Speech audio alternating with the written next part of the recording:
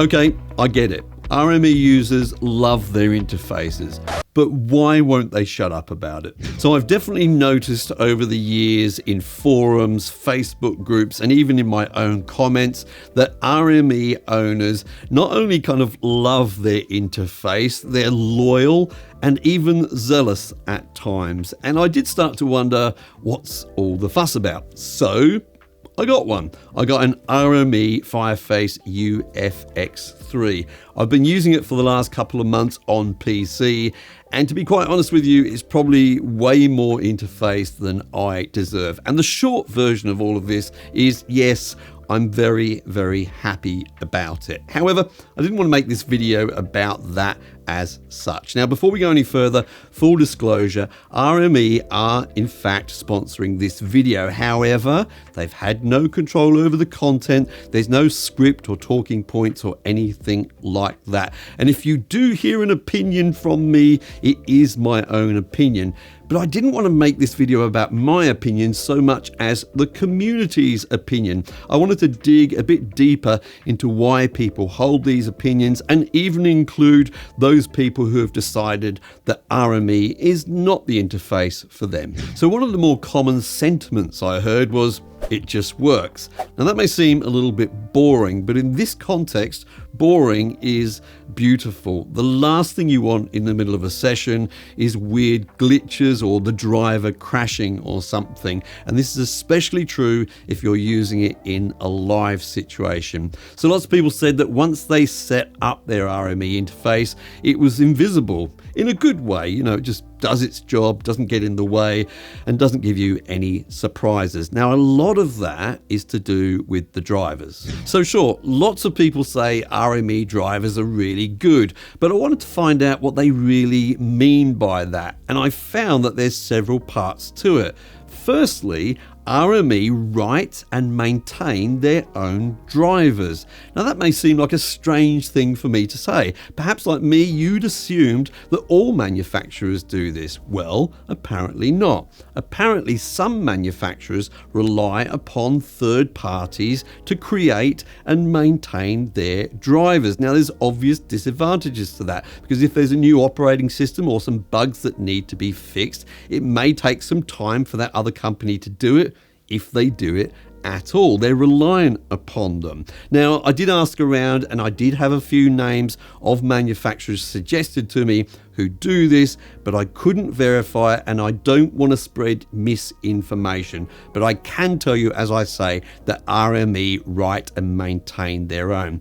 Now that translates into better optimization, better compatibility, and also long-term stability. And that brings me on to my second point about drivers. So here's something that really surprised me. I saw reports as late as 2024 of people using the RME Fireface 800 on the latest Mac OS, and it was working fine. Now, think about this. This is an audio interface that was released in 2004. That's 21 years ago. Over 2 decades of support for a piece of hardware. That's almost unheard of in the tech world, and especially in the audio interface world. So if any other manufacturers are watching, that's how you get fans. Now, many of you may have seen a recent video I made where I tested many audio interfaces in my studio in terms of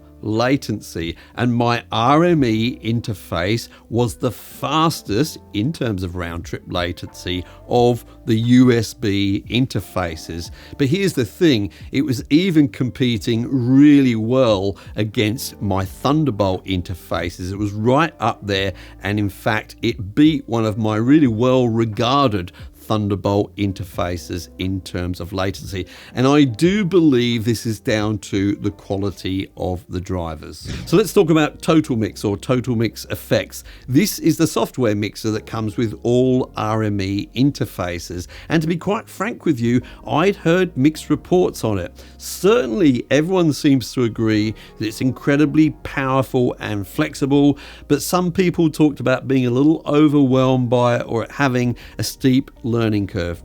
Now, I'm going to be completely honest with you here. For whatever reason, I didn't find that to be the case. For me at least, it felt really intuitive.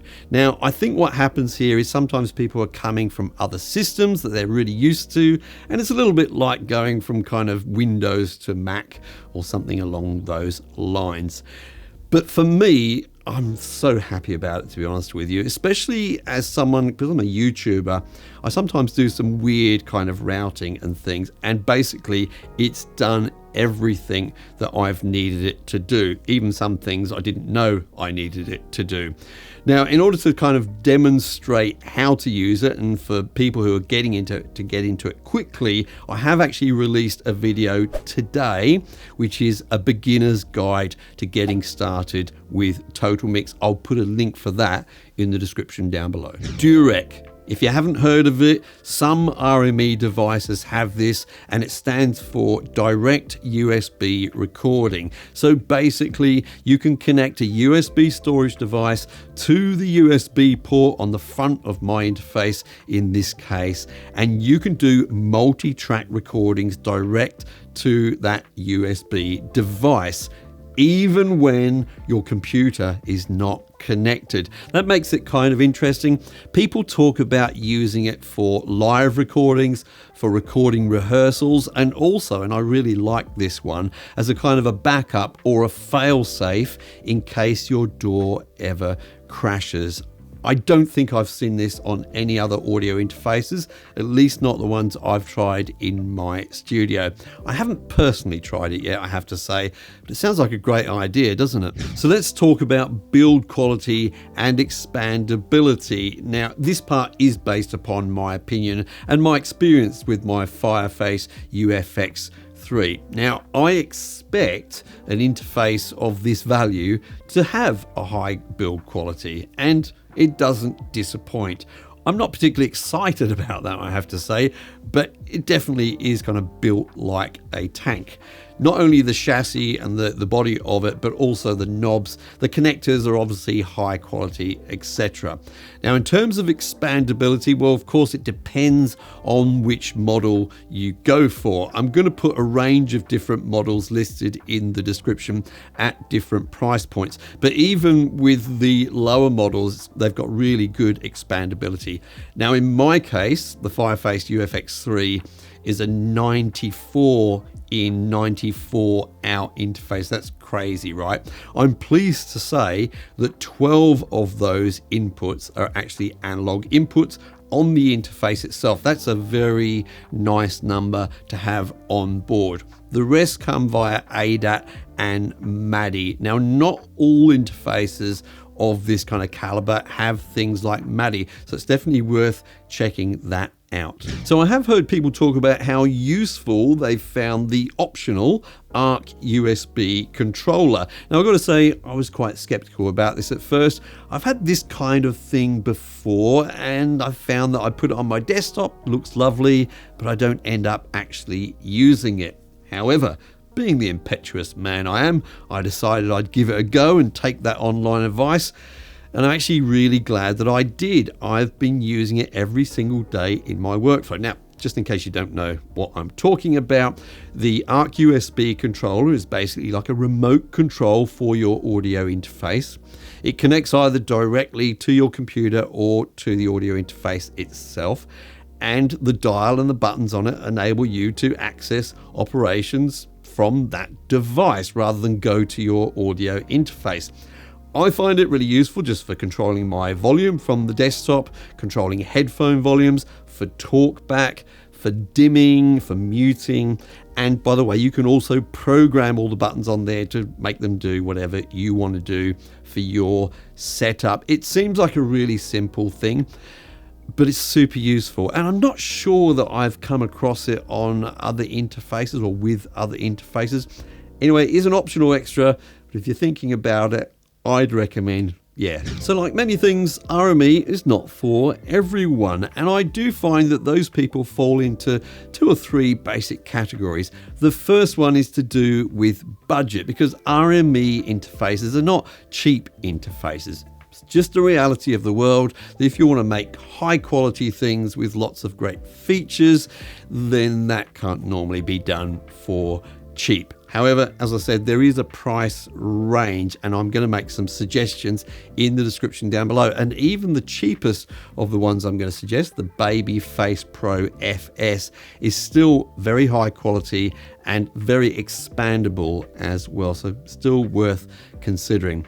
Now, the second group of people would be those who want like loads of DSP plugins to choose from on the interface itself. Now, there are DSP effects on my particular interface and on some of the others, and that includes, reverb, delay, EQ, and compression, or dynamics, for example. They're pretty straightforward, but I've found them to be quite useful. I am probably more often going to apply those effects sort of in the box or use some of my hardware anyway. But if you're the kind of person that wants lots and lots of DSP effects on your interface, that's not really RME style. It's not where their focus is. And then finally, I just want to talk about the preamps, because the preamps on RME interfaces are super clean, very, very high quality, of course. But some people might want some sort of colored preamps on the actual interface itself, and I don't think that's really a feature that they provide. Now, don't forget to check out that TotalMix effects tutorial I was talking about. I'll put a link for it down below and also here as well. It's really much easier than some of you think. And by the way, if you are one of those enthusiastic RME users, let me know in the comments down below which model you're using and what made you a fan. Thank you so much for watching today. I'm Mike. I do hope you're well, and I'll see you in the next video.